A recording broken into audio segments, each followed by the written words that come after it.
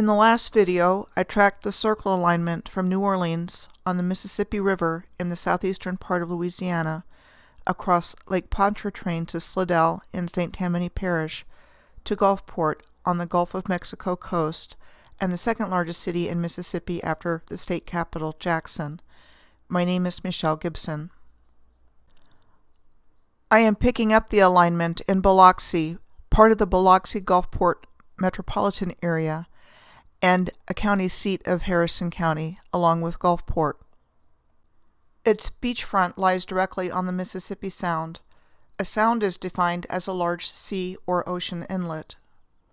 Fort Maurepas, also called Old Biloxi, was located at present-day Ocean Springs, approximately 2 miles or 3.2 kilometers east of Biloxi. It was said to have been developed by the French in 1699, and we are told it burned down around 1722. This is Fort Maurepas City Park and Nature Preserve today, which has a pavilion, large green space, playground equipment, and a splash pad. This is an historic view of Howard Street at Lemieux Street in Biloxi. And Howard Street at Lemieux today on the left. I find the copper turret, arches, and columns in this photo to be noteworthy. For comparison, on the right is a turret from Calpe, Spain, on the Mediterranean Costa Blanca, not identical, but similar in shape. The City Hall in Biloxi also serves as the post office, courthouse, and custom house. It was said to have been built by James Knox Taylor as the supervising architect between 1905 and 1908, with its huge columns and arches.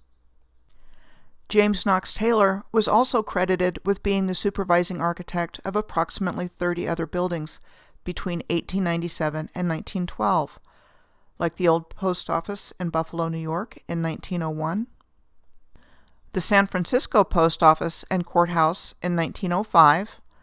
This building is now the United States Court of Appeals for the Ninth Circuit, and the Alaska Governor's Mansion in Juneau in 1912. We don't question what we have been taught about who built this architecture, because why would we? Does it make sense that we had the technology to build architecture like this, built in this time period, according to the history we have been taught? Next on the alignment is Mobile, Alabama, the county seat of Mobile County and the principal municipality of the Mobile metropolitan area.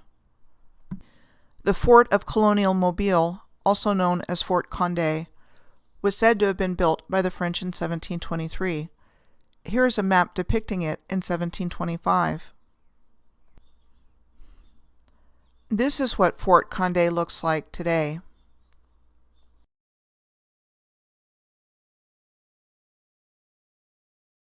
The old Mobile site was the location of the French settlement La Mobile and the associated Fort Louis de la Louisiane, said to have been built in 1702, at a place called 27 Mile Bluff on the Mobile River. Fort Morgan is on Mobile Point at the entrance of Mobile Bay and said to have been built between 1819 and 1834. This is an 1892 photograph of the Pincus Building, also known as the Zodek Building, on the corner of Dauphine Street and Royal Street in the Lower Dauphine Street Historic District. It was said to have been built in 1891 by the local architect Rudolph Benz and first housed the Zodek Jewelry Company. When I searched, no biographical information showed up about him. This is how the Pincus Building looks today. The original round tower and spire were said to have been removed in the 1940s. I wonder why that was done. The original building sure looked like it was built to last forever. This is the old City Hall and Southern Market in Mobile. It was said to have been built between 1855 and 1857 as a combination city hall and marketplace for selling vegetables, meat, and fish. The architect was Thomas Simmons James. Like with Rudolph Benz, no biographical information came up when I searched for him. It is said to be an Italianate style in design. Here is a detail of arcade ironwork at the old City Hall, and an octagonal cupola crowning the central section. This is the Barton Academy, the first public school in Alabama, said to have been built between 1836 and 1839, and to have been designed by James Dakin, Charles Dakin, and the New Orleans architect James Gallier. So how are they building buildings of this size and complexity in the 1830s, according to the history we've been taught, and for a public school? The Cathedral Basilica of the Immaculate Conception was said to have been designed by Claude Bourgeon, a seminarian turned architect, and built between 1835 and 1850.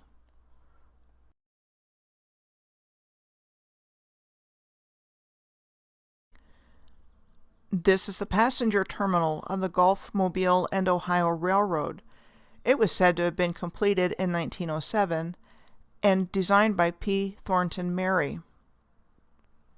He is also credited with being the architect for such buildings as the Atlanta Terminal Station, which opened in 1905 and was demolished in 1972, and the Birmingham Terminal Station, said to have been completed in 1909 and demolished in 1969.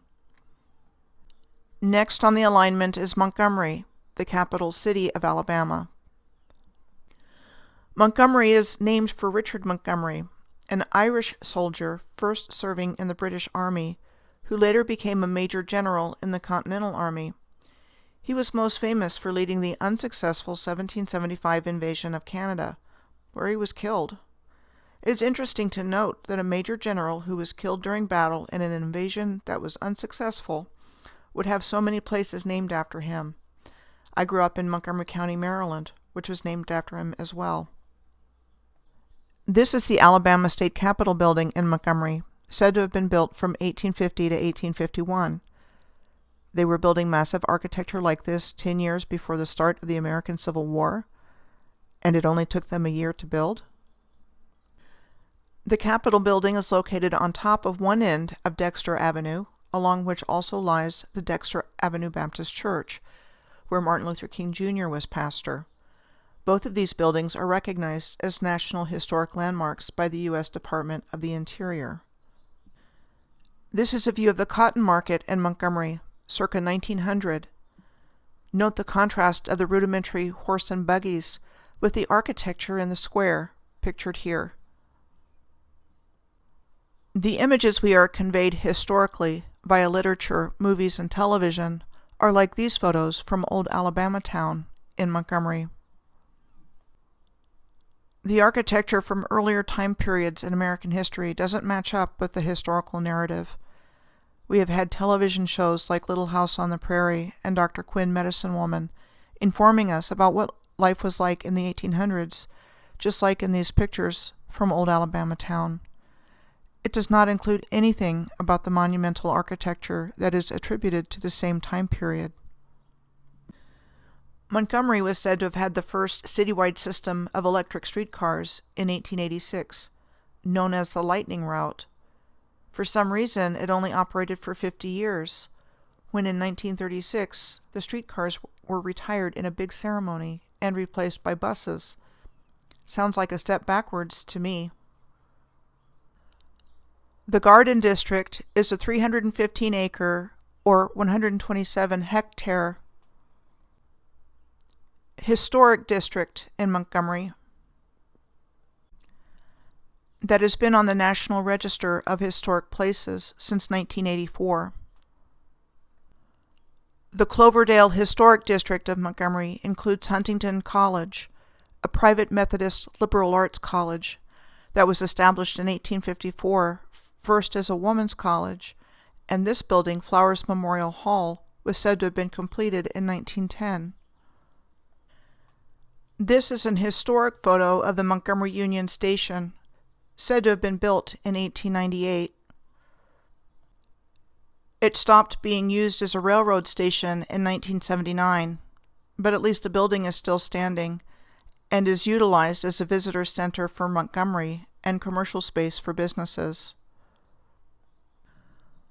Fort Toulouse is an historic park near Wetumpka, Alabama, and is considered part of the Montgomery metropolitan area. This is said to be a replica of the original fort. In Wetumpka, there is a place called the Jasmine Hill Gardens, which is said to have a full-size replica of the ancient temple of Hera in Olympia, Greece. Must be a replica, right? There couldn't possibly have been anything like this already here, based on the history we've been taught. West of Montgomery, at Eepes in Sumter County, Alabama, was Fort Tombeckbee on the Tombigbee River, said to have been built by the French between 1736 and 1737 as a trading post. The original structure is pretty much not there anymore, and was located just downriver from the White Cliffs of Eepes in rural Alabama. The infinitely more famous White Cliffs of Dover are a landmark of England. I will end this video here and pick up the alignment in the next video in Atlanta, Georgia.